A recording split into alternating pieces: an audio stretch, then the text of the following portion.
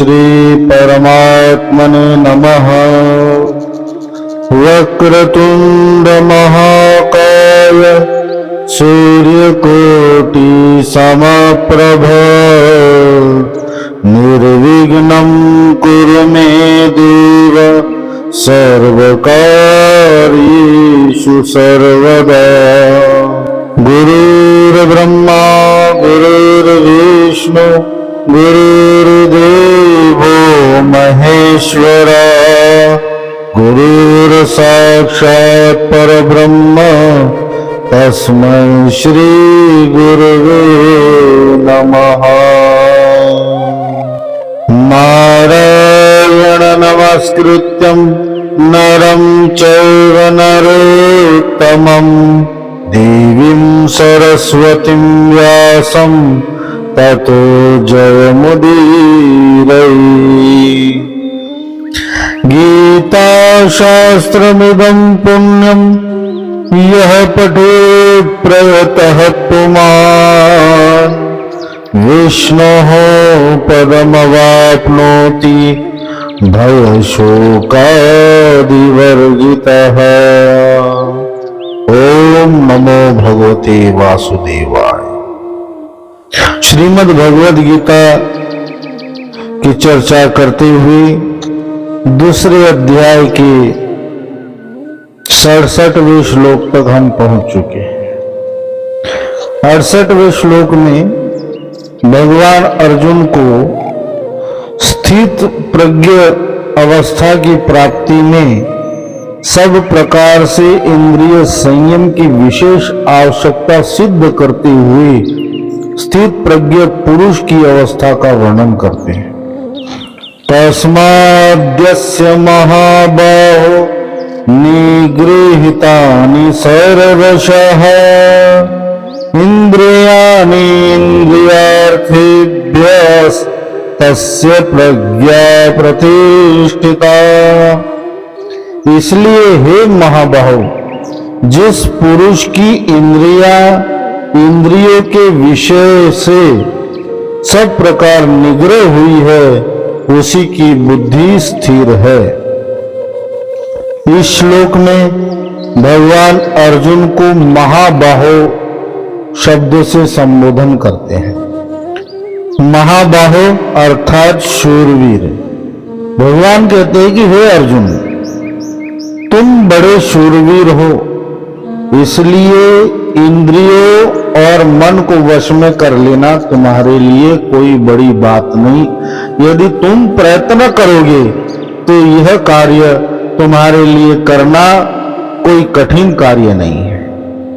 यहां भगवान का अभिप्राय यह समझना चाहिए कि शूरवीरता केवल बाहरी शत्रुओं को जीतने को नहीं कहते हैं। जो स्वयं को ना जीता हो, अपनी इंद्रियों को जिसने ना जीता हो, अपनी इंद्रियों पर अपने मन पर जिसने विजय ना प्राप्त की हो, वो बाहरी कितने भी बड़े से बड़े शत्रु पर विजय प्राप्त कर ले, परंतु वह शूरवीर नहीं हो सकता। शूरवीर वह तभी होता है जब वह स्वयं पर विजय प्राप्त कर ले। अभी हमने स्वयं पर विजय तो प्राप्त की नहीं और अपने आप को बड़े शूरवीर समझने लगे कि मेरे से बड़ा बलवान, मुझसे बड़ा शूरवीर यहां कोई नहीं।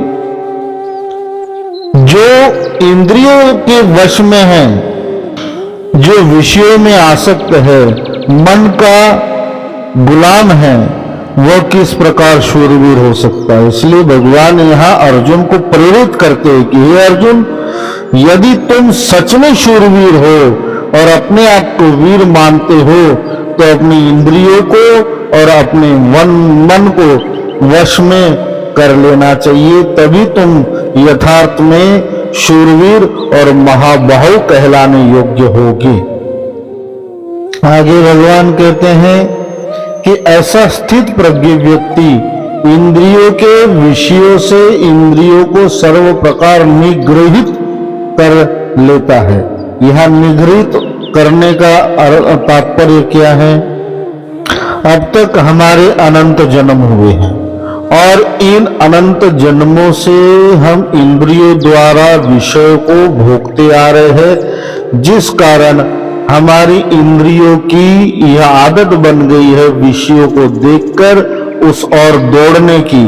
परंतु जब स्थित प्रज्ञ व्यक्ति, जब साधक अपनी आत्मा में ध्यान करने के लिए बैठता है और इंद्रियों के पट बंद कर उनके विषयालोलुप स्वभाव को परिवर्तित कर भीतर की यात्रा करता है और ईश्वर के निकट पहुंचता है, उस समय उसकी कोई भी इंद्रियां ना तो किसी भी विषय को ग्रहण कर सकती है और ना अपनी सूक्ष्म वृत्तियों द्वारा मन में विक्षेप ही उत्पन्न कर सकती है। उस समय उसका मन संपूर्ण द्वंद्वों से मुक्त होकर शांत हो जाता है और समभाव को प्राप्त हो जाता है। और ऐसा ही वह वीर पुरुष अपनी संपूर्ण इंद्रियों पर और मन पर अपना अधिपत्य स्थापित कर लेता है, अर्थात उन पर विजय प्राप्त कर लेता है। इसलिए अर्जुन, तू महाबाहु है, तू भी उन इंद्रियों पर विजय प्राप्त कर सकता है। आगे भगवान कहते हैं, या निशा सर्वभूतानां तस्यां जागर्ति संयमी, यस्यां जागृति भूतानि सा निशा पश्यतो मुनेः। संपूर्ण प्राणियों के लिए जो रात्रि के समान है, उस नित्य ज्ञान स्वरूप परमानंद की प्राप्ति में स्थित प्रज्ञ योगी जागता है। और जिस नाशवान संसारिक सुख की प्राप्ति में सब प्राणी जागते हैं, परमात्मा के तत्व को जानने वाले मुनि के लिए वह रात्रि के समान है। भगवान यहाँ कहते हैं कि जहाँ साधारण और असंयमी लोगों के लिए रात्रि होती है, वहीं संयमी के लिए वो जागृत अवस्था वाला दिन प्रकाश में दिवस के समान होता है। यहाँ भगवान सूर्यास्त के बाद होने वाली रात्रि का वर्णन नहीं कर रहे हैं। यहाँ रात्रि और दिवस ये ज्ञान और अज्ञान, विद्या और अविद्या के स्वरूप के भेद को बताते हुए कहते हैं। जिस प्रकार उल्लू अपने नेत्रों के कारण दिन के इतने प्रकाश को देख नहीं पाता, वो दिन के प्रकाश को अंधकार में देखता है और रात्रि के अंधकार में वो सब कुछ देख पाता है।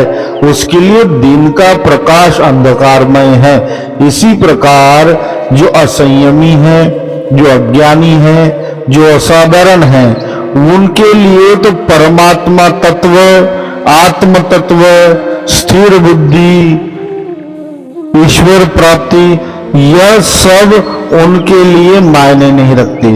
इन सब विषयों में वो सोए हुए हैं, वो निद्रागत है, वो केवल अपने विषयों में ही जागे हुए हैं। इसलिए ईश्वर प्राप्ति के मार्ग उनके लिए रात्रि के अंधकार के समान है, जहां वो सोए हुए हैं। और वही जागृत व्यक्ति, जिसकी मन की स्थिति संयमित है, इंद्रियां जिससे संयमित है, जो स्थित प्रज्ञ है, ऐसा व्यक्ति वो विषयों के तरफ से सोया हुआ है। उसके संपूर्ण इंद्रियां कार्य करते हुए भी सोई हुई है, मन जागते हुए भी उसका सोया हुआ है। वो प्रकाश में, वो ईश्वर के प्रकाश में और इस आत्म साक्षात्कार के आनंद में वो अभिभूत हुआ, उसके लिए वह दिन है और विषय उसके लिए रात्रि है। परमात्मा यहाँ दिन और रात्रि का यही भेद बताते हैं। यहाँ भगवान कहते हैं कि व्यक्ति की स्थिति के अनुसार रात्रि और दिवस का ये भेद होता है। यद्यपि संपूर्ण लोक और परलोक के जितने भी भोग है, वह भोग नश्वर है, चाहे हम पुण्य कर्म करके स्वर्ग में जाएं, परंतु स्वर्ग में जाने के पश्चात भी जब हमारे पुण्यों का क्षय होता है, हमारा वो स्वर्ग सुख समाप्त होता है, हमें पुनः इस पृथ्वी पर आना पड़ता है। तो जितने भी भोग सुख, चाहे इस लोक के हो चाहे परलोक के, वो नश्वर है, अंधकारमय है। परंतु भोगों में आसक्त व्यक्ति उन्हीं भोगों में जागता है, उन्हीं इंद्रिय सुख में जागता है, इसलिए उसके लिए वो भोग ही दिवस है और ज्ञान मार्ग में वो सोता रहता है, इसलिए ज्ञान मार्ग उसके लिए रात्रि है। और वहीं जो स्थित प्रज्ञ व्यक्ति है वो ज्ञान मार्ग में जगा हुआ रहता है और विषयों के भोगों से सोया रहता है, तो विषय के भोग उसके लिए रात्रि है और ज्ञान मार्ग उसके लिए दिवस के समान माना गया है। अगले श्लोक में भगवान समुद्र की उपमा देकर ज्ञानी की परम शांति के भाव को प्रकट करते हुए कहते हैं, आपूर्यमाणमचल प्रतिष्ठम समुद्रमापः प्रविशन्ति यद्वत् तद्वत् कामायं प्रविशन्ति सर्वे स शान्तिमाप्नोति न कामकामी। जैसे नाना नदियों के जल जब सब ओर से परिपूर्ण अचल प्रतिष्ठा वाले समुद्र में उसको विचलित न करते हुए ही समा जाते हैं, वैसे ही सब भोग जिस स्थित प्रज्ञ पुरुष में किसी प्रकार का विकार उत्पन्न किए बिना ही समा जाते हैं, वही पुरुष परम शांति को प्राप्त होता है, भोगों को चाहने वाला नहीं। यहाँ भगवान स्थित प्रज्ञ साधक की उपमा समुद्र से करते हैं। जिस प्रकार समुद्र में अथाह जल होता है, तो छोटी छोटी कितनी भी नदियां उस अथाह जल में समा जाए, परंतु वो नदियां समुद्र को तनिक भी प्रभावित नहीं करती। उन नदियों के समुद्र में मिलने पर समुद्र में बाढ़ नहीं आती। तो उसी प्रकार भगवान यहाँ अर्जुन को कहते हैं कि जिस प्रकार अथाह जल से भरे हुए समुद्र में नदियों के समावेश होने पर तनिक भी बदलाव नहीं आता, उसी प्रकार स्थित प्रज्ञ साधक, स्थित प्रज्ञ व्यक्ति अनंत आनंद से भरा हुआ रहता है।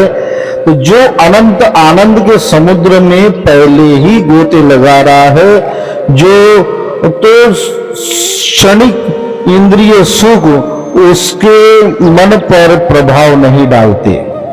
जिस प्रकार समुद्र की स्थिति अचल रहती है नदियों के समावेश होने पर भी, उसी प्रकार विषयों को भोगते हुए भी उन विषयों के सुख से वो प्रभावित नहीं होता, क्योंकि वो पहले ही अनंत आनंद के सागर में गोते लगा रहा होता है। स्थित प्रज्ञ व्यक्ति की स्थिति बताते हुए भगवान कहते हैं, बाहरी तौर पर समुद्र तो हमें ऐसा दिखाई देता है कि कितना शोर है, कितनी बड़ी बड़ी लहरें हैं, परंतु जब समुद्र के भीतर में कोई उतरता है तो भीतर से समुद्र शांत होता है। वहां ना लहरें होती हैं, ना कोई शोर होता है। इसी प्रकार स्थित प्रज्ञ व्यक्ति बाहरी तौर पर हमें भोग भोगता हुआ नजर आ सकता है। भोजन कर रहा है, चल रहा है, फिर रहा है, उठ रहा है, बैठ रहा है, सो रहा है, भोगों को भोगता हुआ बाहरी तौर पर हमें नजर आ सकता है, परंतु बाहरी स्थिति को देखकर हम उसके भीतर की शांति को अनुभव नहीं कर सकते, उसकी भीतर की स्थिति को हम समझ नहीं सकते। तो समुद्र की तरह बाहरी तरंगे दिखते हुए भी, विषयों को भोगते हुए भी वह भीतर से शांत चित्त होता है, शांति को प्राप्त होता है।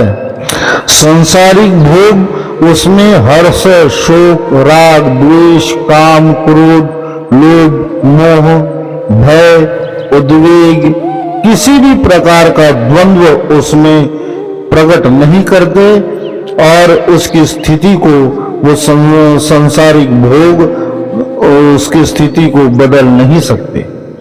इसलिए संपूर्ण द्वंद्वों से मुक्त वो शांति को प्राप्त होता है। मनुष्य की अशांति का कारण क्या है? मनुष्य की अशांति का कारण ये द्वंद्व ही तो है। सुख दुख का द्वंद्व, प्राप्य अप्राप्य का द्वंद्व, ईर्ष्या द्वेष का द्वंद्व, भय उद्वेग का द्वंद्व, क्रोध का द्वंद्व, ये द्वंद्व ही है जो व्यक्ति के मन को अशांत करता है। तो जिसका मन द्वंद्वों से परे है वही शांत है।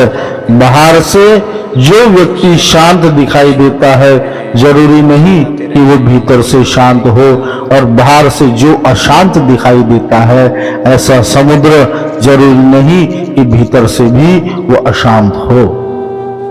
आगे भगवान कहते हैं विहाय कामान यह सर्वान ओमांश्चरति निःस्पृह निर्ममो निरंकारः सह शान्तिमधिगच्छति। जो पुरुष संपूर्ण कामनाओं को त्याग कर ममता रहित, अहंकार रहित और स्पृहा रहित हुआ विचरता है वही शांति को प्राप्त होता है, अर्थात वह शांति को प्राप्त हुआ माना जाता है। हमारे संपूर्ण दुखों का मूल क्या है?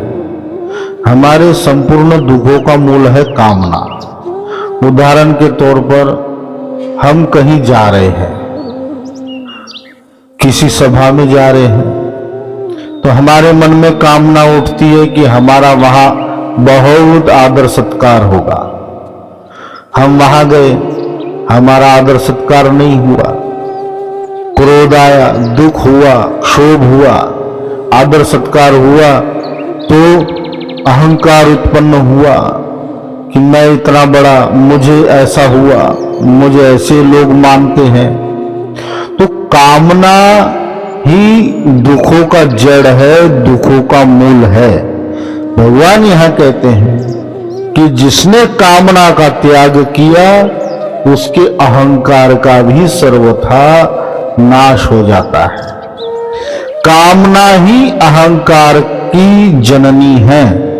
यदि व्यक्ति कामना करना ही त्याग दे, सबसे प्रथम चरण यही है। इंद्रियों को और मन को वश में करने का प्रथम चरण यही है कि अपनी कामनाओं को त्यागो। जो कामनाओं को नहीं त्यागता वो कभी भी इंद्रियों को और अपने मन को वश में नहीं कर सकता। जो कामनाओं को त्याग देता है और प्रारब्धवश प्राप्त वस्तुओं में ही संतुष्ट होता है, यही प्रथम चरण है इंद्रियों को वश में करने का और निरहंकार होने का। भगवान कहते हैं कि जब निरहंकार यानी जब अहंकार का नाश होता है तभी वो शांति को प्राप्त होता है, क्योंकि जब अहंकार ही नहीं रहा तब उसे संसार से कोई मतलब ही नहीं रहा कि कौन उसे मानता है, कौन उसे नहीं मानता है, उसे क्या मिलने वाला है, क्या नहीं मिलने वाला है, क्या हो गया, क्या होने वाला है। इन सब चिंताओं से वो मुक्त हो जाता है और परम शांति को वो प्राप्त होता है, वो मुक्त हो जाता है। अगले श्लोक में दूसरे अध्याय का जो अंतिम श्लोक है उसमें स्थित प्रज्ञ पुरुष की स्थिति का महत्व बताते हुए इस अध्याय का भगवान उपसंहार करते हैं। एषा ब्राह्म्य स्थिति ही पार्थ नैनां प्राप्य विमुह्यति स्थित्वा अस्यामन्तकालेऽपि ब्रह्म निर्वाणमृच्छति। हे अर्जुन, यह ब्रह्म को प्राप्त पुरुष की स्थिति है। इसको प्राप्त होकर योगी कभी मोहित नहीं होता और अंत काल में भी इस ब्राह्मी स्थिति में स्थित होकर ब्रह्मानंद को प्राप्त हो जाता है। यहां भगवान ब्राह्मी स्थिति का वर्णन करते हैं। ब्राह्मी स्थिति क्या है? ब्राह्मी स्थिति अर्थात जो ब्रह्म में स्थित हो गया। ब्रह्म में स्थित होना अर्थात बाहर से किसी ब्रह्म को देखना नहीं, बाहर से किसी ब्रह्म को जानना नहीं, आत्म साक्षात्कार को प्राप्त होना अर्थात जो ईश्वर सर्वव्यापक सर्व संसार में व्यापक है वही ईश्वर का स्वरूप मैं हूं, इस बात को जान लेना, इसका साक्षात्कार कर लेना और उस भाव में स्थित हो जाना, उसे ब्राह्मी स्थिति कहते हैं। जिस प्रकार ब्रह्म के बारे में कहा जाता है निर्विकार, निर्द्वंद्व, निर्गुण, तो जब साधक ब्राह्मी स्थिति को प्राप्त हो जाता है तब वह भी निर्विकार हो जाता है, क्योंकि वो अपने यथार्थ स्वरूप को जान गया, विकार रहित स्वरूप को जान गया, इसलिए वह भी निर्विकार हो जाता है, निर्द्वंद्व हो जाता है, निश्चल भाव को प्राप्त होता है और सच्चिदानंद घन परमात्मा के स्वरूप में नित्य निरंतर निमग्न रहता हुआ उसी स्थिति में वह सदैव बना रहता है। इसलिए ब्राह्मी स्थिति को प्राप्त हुआ साधक पुरुष मुक्त माना जाता है, संपूर्ण मोह से वो परे माना जाता है। मोह क्या है? मोह अर्थात अविद्या का ही दूसरा स्वरूप है, अज्ञान का ही दूसरा स्वरूप। जब हम किसी तथ्य को नहीं जानते तब हम मोह में पड़ जाते हैं। अब तक हमारे भीतर कई प्रश्न हैं, ब्रह्म क्या है, ईश्वर क्या है, ये संपूर्ण जगत क्या है, संसार क्या है, माया क्या है, मैं कौन हूं, मैं कहां से आया हूं, मैं पूर्व जन्म में क्या था, मैं अगले जन्म में क्या होऊंगा, मेरा क्या कर्तव्य है, किस उद्देश्य से मेरा जन्म हुआ है, मुझे क्या करना चाहिए, मैं क्या कर रहा हूं, मुझे क्या प्राप्त होना चाहिए, ये सब प्रश्नों के उत्तर हमें प्राप्त नहीं है। और इन सब प्रश्नों के उत्तर ना प्राप्त होने के कारण ही हम अज्ञान को प्राप्त हुए हैं और अज्ञान को प्राप्त होने के कारण ही हम मोह को प्राप्त हुए हैं। और यह मोह अनंत काल से हमारे साथ बना हुआ है और इसी कारण हम पुनरपि जननम पुनरपि मरणम पुनरपि जननी जठरे शयनम, फिर से जन्म लेना, फिर से मरना, फिर से गर्भ में जाना, फिर आना जाना, इस प्रकार हम जीवन चक्र में संसार में अनंत काल से इसी कारणवश हम भ्रमण करते रहते हैं। परंतु जब हम ब्राह्मी स्थिति को प्राप्त हो जाते हैं तब इन संपूर्ण प्रश्नों के उत्तर हमें प्राप्त हो जाते हैं। फिर और कुछ जानना संसार में शेष नहीं रहता और कुछ प्राप्त करना संसार में शेष नहीं रहता। अनंत सुख को प्राप्त करने के पश्चात क्षणिक सुख प्राप्त करना फिर शेष नहीं रहता।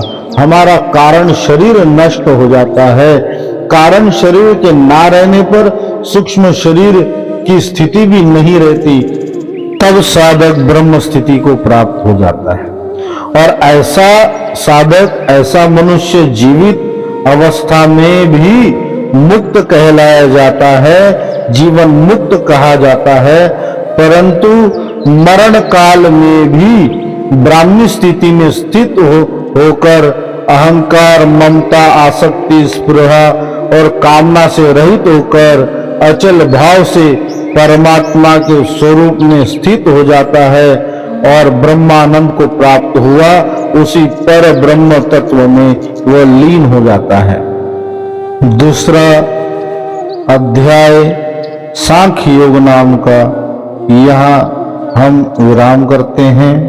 हरिओम तत्सत। श्री हरिओम तत्सत। हरिओम तत्सत।